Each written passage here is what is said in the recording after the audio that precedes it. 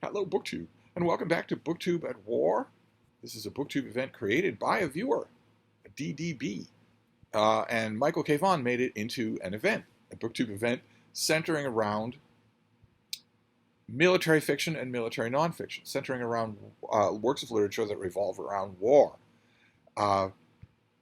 And I am throwing myself into this. I don't know if this is going to continue, but sometimes with BookTube events of a certain kind, especially if they're right up my alley, I will throw myself in. I will do a huge amount of reading. I will make a huge amount of reading. That is turning out to be true right now, mainly because I have the mother of all thumbnails that Michael K. Vaughan made for me. But I read a book last night. It was a reread, but not in this format. I found I think last year, at a little free library, I found a mass market paperback of Delilah by Marcus Goodrich. When I first read this, it was in the same format as an earlier BookTube at War book, Reveille in Washington, a Time Life paperback that I read. I'm sure that I saw this that I read this in that format, and it broke apart on me. The covers of those old Time Life books were thick treated cardboard, so they didn't flex. You could crack them.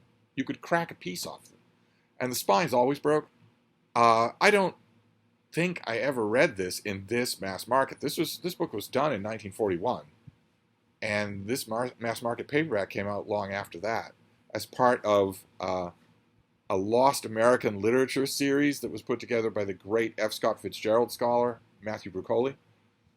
No identifying features, nothing to signal it as that, but Brucoli thought, as a lot of people did 80, 60, 70 years ago, that this was a lost American classic. And I was kind of under that impression myself from hazy memories of having read it the first time. But I took this off the shelf to read for BookTube at War and read it again. And there's a reason why this is lost. This was famously supposed to be part one of a two-part story about an old U.S. destroyer named the Delilah operating in the South Pacific on the eve of World War I. So really a lost world when it comes to naval adventures. There's very little that's become really popular along those lines. But this doesn't quite end on a cliffhanger, but it's very much not a complete novel on its own. And the story behind it was that the author was always going to write that second book. And he never did. And apparently, according to the story, James Michener has an afterword to this book.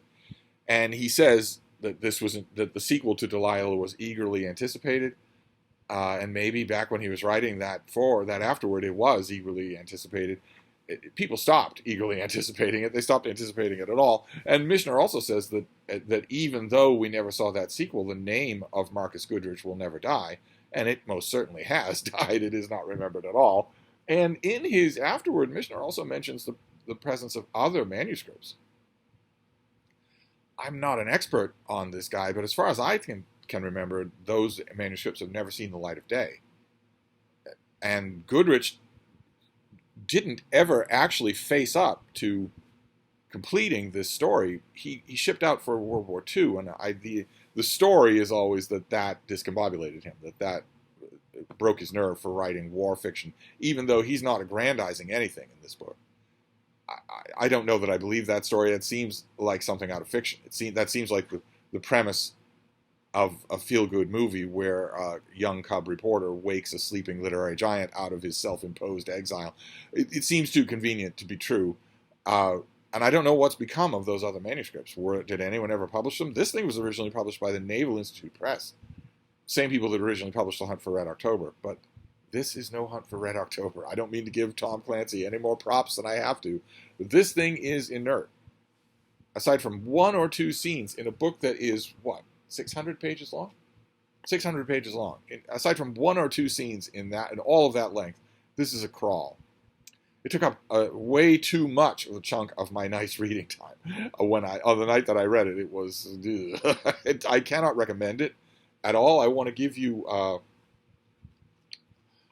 I'll give you a couple of experiences of it here, just so that you can sort of know what I'm talking about. There aren't any real main characters. In that sense, this is a lot like what I think The Cruel Sea by Nicholas Montserrat was supposed to be. It feels scandalous to refer to both of them in the same sentence, because Montserrat would have burned anything of his that came out reading like this, even though he wrote duds. He never wrote anything like this. But the idea, I think, there was that, or maybe in Beach's great book, Run Silent, Run Deep, I think the idea was that the story should be about the service rather than about individual characters. I think that was probably Montserrat's idea with The Cruel Sea, but the characters come right out in the book. He might have thought that, but he didn't do it. He invested a lot of his characters, including one character is not heroic at all. And you remember him, you'll remember him forever when you read about him. I think that was probably supposed to be the case here, especially with a kind of lanky, naive Texas boy, a signalman named Warrington, who's, I think, probably supposed to be maybe a little bit of a standout character. I honestly didn't care whether or not any of the people in here lived or died. I didn't care whether or not the Delilah as a ship lived or died. And you very much are supposed to care about that in a book like this. You very much are supposed to. Oh my God. In The Cruel Sea, not to keep making a Nicholas Montserrat comparison, that's not fair to anybody, much less to this guy. But in The Cruel Sea, when the Compass Rose takes a torpedo, your heart is in your throat. You feel like a character that you love has been mortally wounded, because that is true. Anyway, I want to give you just a taste of, this is just following this crew and this battered, seen better days old destroyer in one adventure after another. And we get a quiet moment on deck here. The daylight watches on the bridge were not those that found Lieutenant Fitzpatrick and Warrington in any real sense resuming their conversation. Throughout the day underway, the bridge, in addition to being the station from which the vessel was controlled and navigated, was the headquarters for numerous reports, instructions, and orders regarding ship's work. 2. A sentence starting with 2, T-O-O. 2. Lieutenant Fitzpatrick being the executive officer, the bridge absorbed, when he was on watch there, all the traffic that surrounded the general managing function, semicolon. So that first part of this conjoined sentence interrupted itself 5 times, starting with an interruption in the first word, T-O-O. But then we get a semicolon. And the captain was forever mounting the bridge ladder in a casually determined manner, binoculars in hand, to inspect, comma, with an air of slightly redolent of the hesitations of courtesy rather than of apology, comma, the compass, comma, the rough log, comma, the reaches of the ever-looming land, and the expanses of the glittering sea towards whose horizon he was trusting. Then in parentheses, there was never any doubt of that. The 3 on the bridge safely to pilot his ship. That is all one sentence. It's a nightmare. It's unreadable. It was unreadable for me to do out loud. It's unreadable to do. You cannot read a mess like that, much less a conjoined mess like that with a semicolon carrying more weight than any piece of punctuation can possibly carry. You cannot read that without immediately starting to try to fix it. Anyway, we're not done. We'll keep going. We're not done with this paragraph. Consequently, it was in the night watches, especially in the bitter vigil from midnight to 4 in the morning, watches free from interrupting visits to the bridge by any save the captain, solitary watches in which there was little to do through 4 long hours of darkness, but keep the lookout over the sea and hold the ship on her course, that their opportunity virtually was forced upon the officer and the seaman who had so much to say to each other. You don't have any idea who the officer and the seaman are. It's been 1,000 turgid words since Fitzpatrick and Warrington were mentioned. Don't be fooled by, I don't imagine there are any fans of this book that are still alive, but Michener would have been a fan of that sort of thing. And he would have told you, well, our reading patience for longer, more extended diction was greater then, Sonny, than it is now. No, not at all. Don't you believe it? Not only because that's just bad writing. That's not a Trollopian style of just relying on a longer attention span. That's just bad writing. And 2, when you hear somebody, especially a writer like James Michener, when you hear James Michener say, Well, that's just the way we wrote at the time. That's just that tangled mess of qualifiers and adjectives and constant interruptions of its own line of prose. That's the way we wrote things when we were counting on your longer attention span. When a writer like James Michener says that, one of the first questions you should ask is, does that writer himself write that way? And Michener never does. That's the reason why we remember Michener and we don't remember Marcus Goodrich. he was just trying to sell a book, probably because maybe he knew Goodrich, maybe they were friends. He was trying to do him a good turn. Maybe that's why Brucoli put this book in his series. Brucoli was no mean judge of literary quality. He had to read passages like that and think, oh my God. And I'll give you just one more here. We don't need to beat a dead horse. The point is, my main point here is that by the time you're even halfway done with this book, and I don't know that you'll ever find a copy, but by the time you're even halfway done with it, you will be glad that there is no sequel to Slaughter. But let me see here. Here we have an away mission dealing with subterranean. They're poling their way through subterranean currents in caves in one of the many adventures in this book that just go nowhere. Quite literally, go nowhere. The minute after minute sameness in appearance of the passage walls, in the murky flare and waver of the torches, and the monotonous progress of the boats under the slow, even thrusts of the polers, gave rise to bickering discussion as to whether the boats had made any progress at all. It finally seemed to them that they had been in that labyrinthine pall all morning, that the current of the stream and the efforts of the polers served merely to neutralize each other. The man insisted on replacing Petrie at the pole, and this change was emulated loudly in the first boat. Someone tried to start a song, but when 2 or 3 others took it up, it became mere uproar that quickly subsided, leaving in its wake curses, protests, and the inexorable scourge of hardwood sallies. In the midst of this, some cavities, like giant black flowers blossoming above them to right and left, appeared in the wall of the passage.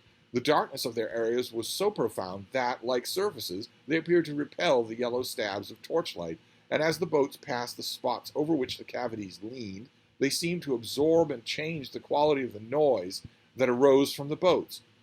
This intimidated the men. Amazing. A short sentence. Some of them lowered their heads while the boats floated past, as if they expected something to rain down. Only a grisly, moth-like creature, evidently disturbed by the noise, drifted flutteringly down from one of the cavities and then up again into another. Oh goodness. All right, some Frieda yoga is just what we need here to liven things up. Whoa. Oh, stretch those glutes, baby. Oh, oh goodness. Very good, baby. Very good. The critic for the Boston Herald, when this thing I think came out the first time, the critic for the Boston Herald is a rag here in Boston. It's kind of a National Enquirer type thing, gigantic 50-point headlines about nothing. But once upon a time, it was a real paper, and they had really good books coverage. And the Boston Herald reviewer for this must have been drinking in the morning, because that reviewer said, an authentic saga, such excitement, and such knowledge of the heart of men and of a ship have not appeared since Moby Dick. I did not find that to be true in this at all. I reinforced this old paperback when I got it from a little free library, and it stood up to a read, whereas that original Time Life book is long gone, in a landfill somewhere. But I don't think I'll be reading this thing again. I might want to know more about Marcus Goodrich. I might want to know more about his career. I don't know if anyone's ever tried to write a biography of him. I don't know the fate of any of those other manuscripts. That might be worth learning. That might be interesting. But Delilah, where my field report for BookTube at War today is not all that positive. We'll see. We'll see what the future holds. I'll pick something else tonight, and I'll report back. Thank you, BookTube.